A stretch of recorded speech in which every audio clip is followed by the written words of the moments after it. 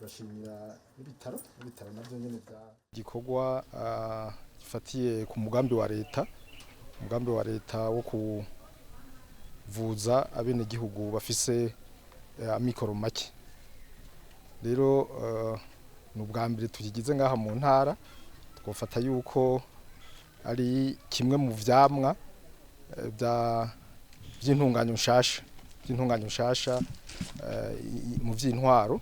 Ni igikorwa twofata yuko ari icamwa rero cavuye mw'iyo mpinyanyuro nshasha mu bijanye n'intwaro. Ni icambere tugize aha mu ntara, kuko ubwa mbere vyahora bikorerwa mu bushikiranganji naho ntitwahora tunanabimenya. Rero ico gikorwa co kuvuza abenegihugu bantaho nikora kizoza kirabera mu ntara, na cane gikurikiraniwe hafi n'igisata giserukira ubushikiranganji mu vyo bujejwe, harimo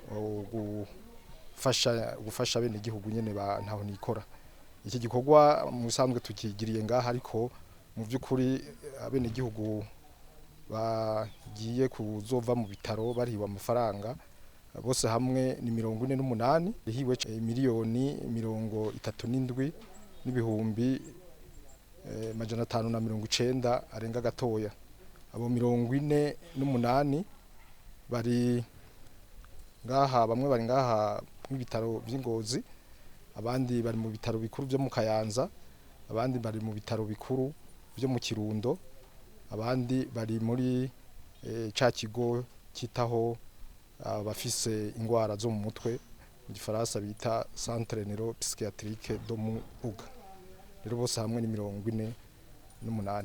Ubwo buryo bwavuye mu mafaranga leta yatekanije gukoresha mu uyu mwaka, biri muri budget general de l'Etat.